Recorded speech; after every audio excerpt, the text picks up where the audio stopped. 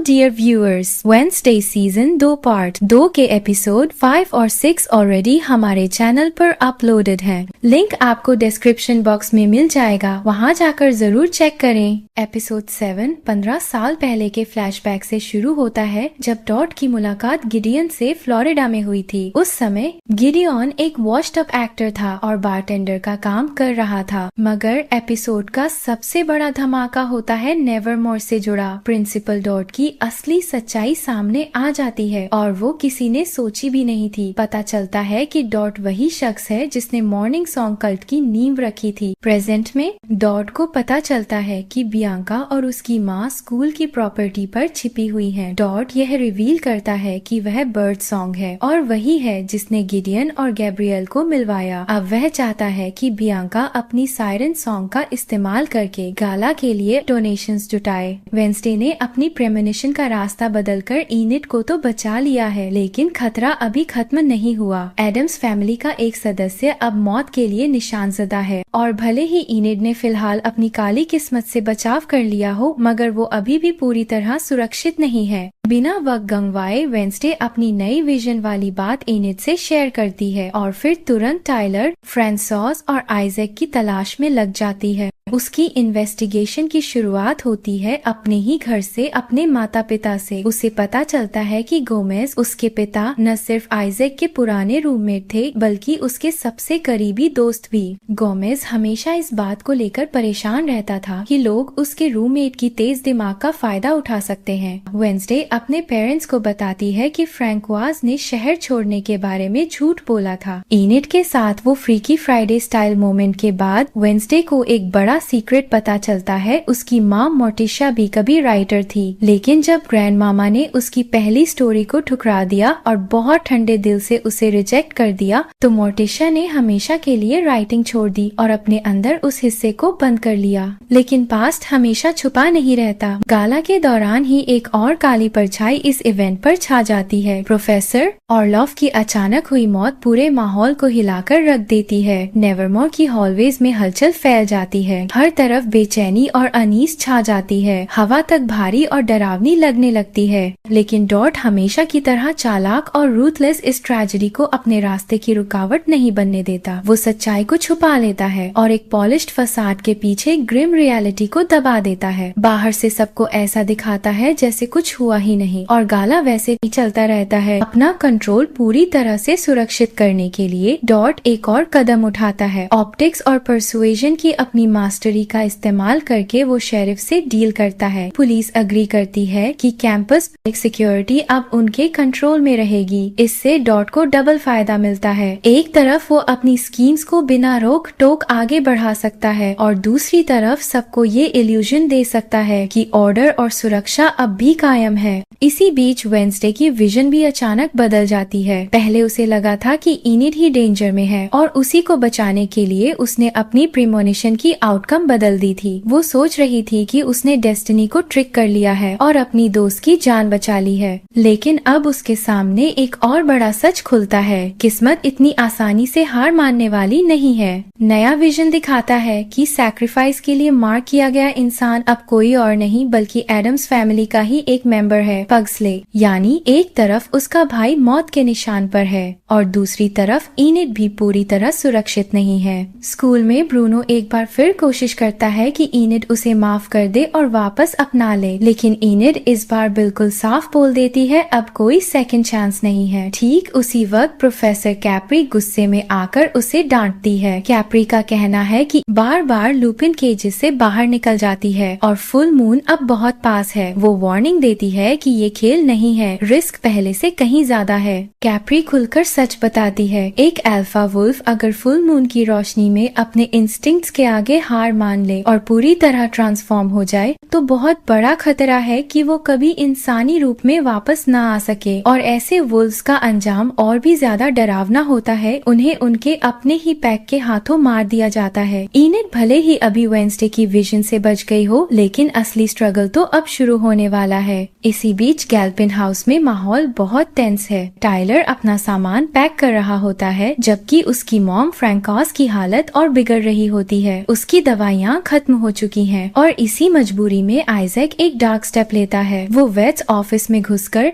Doctor को मार देता है और टाइलर और फ्रैंकोइस के बीच एक ब्लड ट्रांसफ्यूजन करता है। कुछ घंटों बाद वेंसडे वहाँ क्लूज ढूंढने पहुँचती है। प्रिंसिपल वीन्स फ्रैंकोइस के साथ अपनी पुरानी दोस्ती के किस्से सुनाती रहती है, लेकिन असली डिस्कवरी थिंक करता है एक हिडन बेसमेंट। अंदर वेंसडे को फ्रैंकोइस बहुत इल हालत में मिलती है और उसके पास समय खत्म हो रहा होता है। थिंक की मदद से वेंसडे मौत के पीछे जाती है और एक बंकर तक पहुंचती है, लेकिन वो खाली होता है। वहाँ बस पिल बॉटल्स और एक ब्लड स्टेन्ड हैंडकरचिफ बिखरे पड़े होते हैं। तभी उसे दूसरा मॉथ मिलता है जो अपने होस्ट की लाश में एग्स देता है। इसका मतलब साफ था, अब आइजैक खुद एक डेडली हंट का टारगेट है। इधर एजैक्स को बियांका और उसकी मॉम पर शक होता जा रहा है। जब वो पूछता है तो बियांका झूठ बोल देती है कि उसकी मॉम टाउन छोड़ गई क्योंकि गिडियन वापस आ गया है। वो एजैक्स से मैटर छोड़ देने को कहती है, लेकिन आयक्स की चिंता और बढ़ जाती है। उसी वक्त हेस्टर वेंसडे से मिलने आती है और कैजुअल अंदाज में कहती है कि वो खुद डॉट को इंसल्ट करने के लिए एक्साइटेड है। वो वेंसडे को इनवाइट भी करती है कि समर उसके साथ बिताए। डॉट का अगला टारगेट ग्रैंड मामा होती है। वो नेवरमोर के एक्सपेंशन का प्लान बताता है और फ्रम्प टावर के नाम पर उसे ट्रैप करने की कोशिश में होगा। डॉट के ऑफिस में हालात और बिगड़ जाते हैं। जब ग्रैंड मामा साफ मना कर देती है तो डॉट बियांका को फोर्स करता है कि वो अपनी पावर्स का इस्तेमाल करे। नतीजा ये निकलता है कि ग्रैंड मामा अपनी पूरी एस्टेट नेवरमोर को डोनेट कर देती है। जैसे जैसे गाला पास आता है टेंशन्स और बढ़ जाती हैं। वीम्स एशिया को वार्न करती है कि अगर उसने कुछ नहीं किया तो ग्रैंड मामा मिलकर हमेशा के लिए वेंसडे को उससे दूर कर देंगे। ग्रैंड मामा खुद वेंसडे को इनवाइट करती है कि वो समर उसके साथ बिताए। ये सुनकर मोर्टिशिया और बेचैन हो जाती है। लूपिंग केजेस में इनेड वेंसडे से प्रॉमिस करवाती है कि अगर वो कभी वुल्फ के रूप में कंट्रोल खो दे तो वेंसडे उसे ढूंढे और बचाए। वेंसडे बिना झिझके अग्री कर जाती है। तभी एजैक्स आकर बताता है कि बियांका खतरे में है, गिडियन पास ही है और उसकी मॉम गायब हो गई है। वेंसडे सबको इंस्ट्रक्ट करती है कि प्रिटेंड करो जैसे उन्हें कुछ पता ही नहीं, लेकिन अंदर ही अंदर वो साफ करती है, इस केस को मैं खुद सॉल्व करूंगी। एडम्स फैमिली हेस्टर को कन्फ्रंट करती है, लेकिन वो मॉक करती है, खासकर गोमेज को, ये कहकर कि उसने अपनी पावर्स खो दी हैं। वेंसडे बियांका को कॉर्नर करती है और उससे सच उगलवाती है, लेकिन बियांका तुरंत अपनी सायरन सॉन्ग का इस्तेमाल करके वेंसडे की मेमोरी इरेज कर देती है। उसे ये नहीं पता था कि एग्नेस सब सुन रही थी। बाद में एग्नेस वेंसडे को सब याद दिलाती है और अपनी लॉयल्टी प्रूव करती है। दूसरी साइड पर टाइलर का ट्रांसफ्यूजन असली प्लान रिवील करता है। फ्रैंकोइस और आइजैक का मेन लक्ष्य एडम्स फैमिली से बदला लेना है। इस बीच फिलीपींस से सोफिया आती है और ब्रूनो के पीछे पड़ जाती है, जिससे इनेड उसका रिश्ता खत्म कर देती है। हार्ट ब्रोकन इनेड को एग्नेस रोते हुए मिलती है। इनेड उसे कंफर्ट करती है और एनकरेज करती है कि वो खुद के लिए खड़ी हो। दोनों इमोशनल पल शेयर करते हैं और साथ डांस करते हैं। गाला के दौरान डॉट की क्रूएल्टी अपने पीक पर पहुंच जाती है। वो बियांका की मॉम को लॉक करता है और गिडियन को सबके सामने आग में जला देता है। इवेंट ऐसे ही चलता रहता है जैसे कुछ हुआ ही ना हो, लेकिन वेंसडे, एजैक्स, इनेड और एग्नेस अपना प्लान एग्जीक्यूट करते हैं। एजैक्स बियांका की मॉम को रेस्क्यू करता है। इनेड और एग्नेस डांस रूटीन से क्राउड डिस्ट्रैक्ट करते हैं और इसी बीच एग्नेस डॉट की प्राइस पोजेशन चुरा लेती है, वो खास कोरिंथियन मेटल पॉकेट वॉच जो उसे सायरन पावर से इम्यून बनाता था। वॉच हाथ से जाते ही और मॉम सेफ होते ही बियांका मौका पकड़ लेती है। वो अपनी सायरन सॉन्ग का यूज करके डॉट को एक्सपोज करती है। डॉट अपने क्राइम्स खुद कन्फेस कर देता है और फिर बियांका को थ्रेटन करता है। वो फायरिंग करता है जिससे ऊपर लटका शैंडलियर ढीला हो जाता है, लेकिन आइजैक सही वक्त पर अपना हैट उतारकर अपनी गॉर्गन पावर्स अनलीश करता है और डॉट को पत्थर बना देता है। शैंडलियर गिरता है और पत्थर बना डॉट चकनाचूर हो जाता है।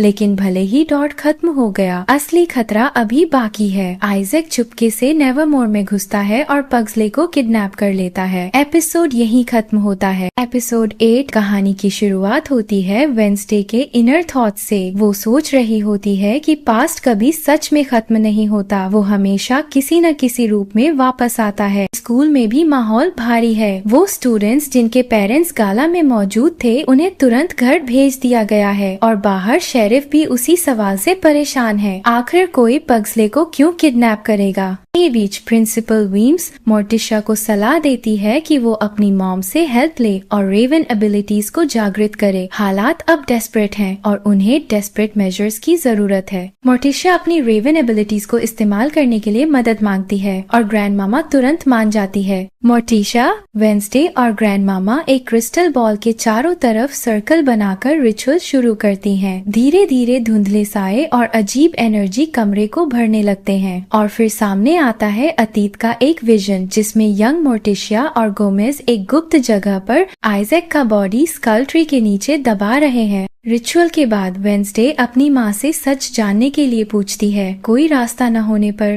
मोर्टिशिया आखिरकार बताती है कि आइजैक एडम्स फैमिली से नाराज क्यों है। वेंसडे अपनी माँ से जानना चाहती है कि आइजैक की मौत में उनका असली रोल क्या था और इसी पर मोर्टिशिया आखिरकार बताती है कि सालों पहले क्या हुआ था। आइजैक ने पग्सले को अपनी इलेक्ट्रीफाइंग एबिलिटीज का इस्तेमाल करने के लिए लिया ताकि वह एक मशीन को पावर कर सके जिससे उसकी बहन फ्रैंकोस को उसके हाइट पावर से ठीक किया जा सके। पहले उसने गोमेज को भी एक्सपेरिमेंट में शामिल होने के लिए ट्रिक किया था क्योंकि मशीन को बहुत ज्यादा पावर की जरूरत थी। जब मोर्टिशिया ने सच जाना तो एक्सपेरिमेंट काफी आगे बढ़ चुका था। वह समय पर पहुंचकर मशीन सैबोटाज करती है जिससे लैब में एक्सप्लोजन हो जाता है। इस प्रोसेस में आइजैक मर जाता है, फ्रांसुआज बच जाती है और गोमेज अपनी एबिलिटीज हमेशा के लिए खो बैठता है। बाद में अगस्टस ने गोमेज और मोर्टिशिया को थ्रेटन किया और आइजैक की बॉडी को सीक्रेटली स्कल ट्री के पास दफनाने के लिए मजबूर किया। असल में आइजैक ने ग्रेव गोमेज के लिए तैयार की थी लेकिन खुद ही वहीं दफन हो गया। मोर्टिशिया और गोमेज उस रात लैब में थे लेकिन उनका मकसद सिर्फ एक्सपेरिमेंट को रोकना और फ्रांसुआज को बचाना था।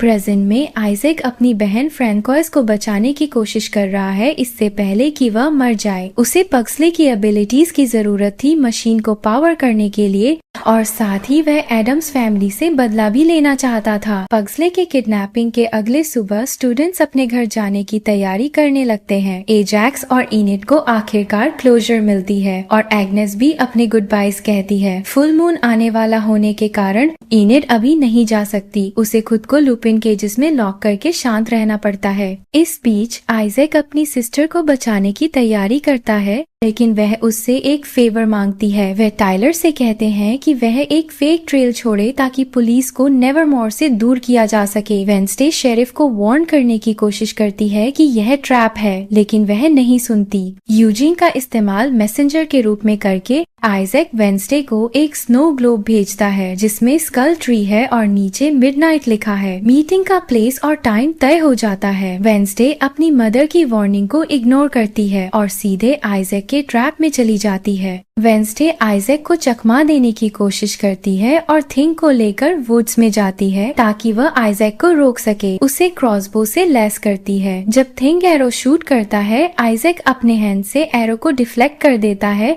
और टाइलर वुड से निकलकर थिंग को ट्रैप कर देता है और उसे केज में बंद कर देता है। आइजैक रिवील करता है कि थिंग असल में उसका खुद का सेवर्ड राइट हैंड है। फ्लैशबैक में पता चलता है कि मोर्टिशिया ने आइजैक का हाथ काटा था ताकि वह गोमेज को बचा सके। उस पावर सर्ज और एक्सप्लोजन ने आइजैक की मौत के साथ साथ उसके हाथ को एनिमेट कर दिया जिससे थिंग का जन्म हुआ। आइजैक थिंग को फिर से अपने रिस्ट पर अटैच करने की कोशिश करता है ताकि वह खुद को कंप्लीट कर सके। वेंसडे फाइट में जुट जाती हैं लेकिन आइजैक अपने रिस्टोर्ड हैंड से वेंसडे को स्कल ट्री के नीचे बेरी कर देता है। फॉर्चुनेटली एग्नेस वेंसडे को वुड्स में फॉलो कर चुकी थी और वह मदद लेने के लिए इनिड के पास जाती है। इनिड और एग्नेस मिलकर वेंसडे को समय रहते बचाते हैं। इस प्रोसेस में इनिड को फुल मून के दौरान वेयरवुल्फ में ट्रांसफॉर्म होना पड़ता है जिसका मतलब था कि वह अपनी जिंदगी जोखिम में डाल रही थी और बाद में वापस नॉर्मल ह्यूमन में बदल नहीं सकती। वेंसडे एग्नेस से कहती है कि वह इनिड को ट्रैक करे जबकि वह और उसके पेरेंट्स पग्सले को बचाते हैं। इसैक, फ्रांसवाज और टाइलर फिर से लूमिंग आयोगा टावर लौटते हैं, उस एक्सपेरिमेंट को पूरा करने के इरादे से जो पहले डिजास्टर में खत्म हुआ था। अपने कटे हुए हाथ को जोड़ने के बाद वह तेजी से हर डिटेल को ऑर्केस्ट्रेट करता है, जबकि टाइलर पग्सले को रोककर उसे मशीन में सही पोजीशन में रखता है। लेकिन एक सरप्राइजिंग ट्विस्ट इसैक की प्लान्स में डिस्ट्रप्शन ला देता है। फ्रांकोआस थकी और रिजाइंड कहती है कि वह अब बचना नहीं चाहती, उसके लिए समय खत्म हो चुका है, लेकिन वह टाइलर के लिए उम्मीद बनाए रखती है कि उसे बचाया जा सकता है। उसकी प्रोटेस्ट को इग्नोर करते हुए इसैक फोर्सफुली टाइलर को ऑपरेटिंग टेबल पर बांध देता है और मशीन को एक्टिवेट करता है। स्पार्क्स उड़ते हैं और एनर्जी पूरे रूम में पल्स करने लगती है, जो डेडली प्रोसीजर की शुरुआत का संकेत है। जब गोमेज, मोर्टिशा और वेंसडे पहुंचते हैं, एक्सपेरिमेंट पहले ही शुरू हो चुका होता है। इसैक के डेडली प्लान के सामने वेंसडे डिसाइसिवली एक्ट करती है। वह टाइलर को उसकी रिस्ट्रेंट से फ्री कर देती है और उसे इसैक और फ्रांकोइस की तरफ दौड़ने देती है। वेंसडे और मोर्टिशा मिलकर पग्सले को फ्री करने की कोशिश करती हैं। केओस में टाइलर अपने हाइड इंस्टिंक्ट्स के असर में आ जाता है और मॉन्स्ट्रस रूप में ट्रांसफॉर्म हो जाता है। फ्रांकोइस अपने भाई को बचाने के लिए अपनी खुद की हाइड पावर्स को एम्ब्रेस करती है, जिससे सीन और भी केओटिक हो जाता है। तीनों मॉन्स्टर्स एक दूसरे से क्लैश करते हैं, जबकि वेंसडे और मोर्टिशा आइजैक के रिलेंटलेस अटैक्स को रोकने की कोशिश करती हैं। टावर इस फ्यूरी को सहन नहीं कर पाता और मैसिव एक्सप्लोजन हो जाता है। डेब्री और फायर हर तरफ उड़ते हैं। बाहर पुलिस आते हैं और आफ्टरमैथ को विटनेस करते हैं। कोर्टयार्ड में स्टैचू के ऊपर इम्पेल होते हुए फ्रांसवाज गिरती है और उसकी मौत हो जाती है। एक पल के लिए ऐसा लगता है कि मोर्टिशा भी मर गई होगी, लेकिन एडम स्टाइल में दिखावे के पीछे सच अलग होता है। रबल के बीच वेंसडे, मोर्टिशा, पग्सले और गोमेज कॉन्शियसनेस रिगेन करते हैं, थके हुए लेकिन जिंदा। इसैक अभी भी खतरा है और वेंसडे को मारने की कोशिश करता है। जैसे ही लगता है कि इसैक जीत जाएगा, थिंग इंटरवीन करता है। पहले लॉयल लगने वाला हाथ अपने मास्टर के खिलाफ हो जाता है और इसैक के साथ लड़ता है। अंत में थिंग इसैक का मैकेनिकल हार्ट तोड़ देता है, की मौत हो जाती है और खुद को फ्री कर लेता है। बैटल खत्म होती है, लाइव्स बच जाती हैं, खतरे खत्म हो जाते हैं, लेकिन नुकसान साफ दिखता है। टावर रून्स में है। एडम्स फैमिली थके हुए लेकिन जिंदा है। आयोगा टावर में हुए केओस के अगले सुबह वेंसडे थिंग से पूछती है कि अब जब वह अपनी ओरिजिन की सच्चाई जान गया है तो वह अपना भविष्य क्या चुनता है। हमेशा की तरह लॉयल, थिंग चुनता है कि वह वेंसडे के साथ ही रहेगा। इसी बीच एग्नेस आती है और वेंसडे को अलविदा कहती है, साथ ही उसे इनेट की आखिरी जगह के बारे में बताती है। टाइलर एक सेमेटेरी में कैप्री से मिलता है। कैप्री उसे डोमिनेट करने की कोशिश नहीं करती, बल्कि उसे अपने हाइड कम्युनिटी में शामिल होने का मौका देती है। खुद भी वुल्फ होने के बावजूद कैप्री का पिता एक हाइड था, जिससे उसे यह रेयर एबिलिटी मिली कि वह दोनों रूपों में रह सकती है। वह टाइलर को एक ऐसी पैक का वादा करती है जिसमें मास्टर की जरूरत नहीं है और उसे बिलोंगिंग की उम्मीद देती है। नेवरमोर में जीवन धीरे धीरे अपने नॉर्मल रूटीन में लौटता है। यूजीन पग्सले को ब्रेक के दौरान मिलने के लिए बुलाता है और दोस्ती का ऑफर देता है, जबकि मोर्टिशा वेंसडे को आंट ओफिलिया का जर्नल देती है, एक कदम जो वेंसडे के परिवार और पावर्स को वापस पाने की दिशा में है। घर जाने से इनकार करते हुए वेंसडे अंकल फेस्टर को बुलाती है ताकि वह इनेट को ढूंढने और बचाने में मदद करे। जर्नी के दौरान वेंसडे जर्नल पढ़ती है और उसमें एक डरावना चित्र देखती है, एक महिला जो ब्लड टीयर्स बहा रही है और अपने आंट के विजन का सामना कर रही है। इसी समय हेस्टर एक सीक्रेट बेसमेंट खोजती है जहां ओफिलिया वेंसडे के संभावित खतरे के बारे में वार्निंग्स लिखती है। सीजन इसी क्लिफ हैंगर पर खत्म होता है। वेंसडे अपनी जर्नी जारी रखती है, एंट ओफिलिया के जर्नल के साथ विजन्स के गाइडेंस में और नए चैलेंजेस का सामना करने के लिए तैयार। उसकी आंट अभी भी जिंदा है लेकिन कैप्टिव है। इनेट का हाल अभी भी अनसर्टेन है और नेवरमोर के मिस्ट्रीज अभी भी सॉल्व नहीं हुए हैं। लेकिन सीजन 2 यहीं खत्म होता है। Thank you for watching.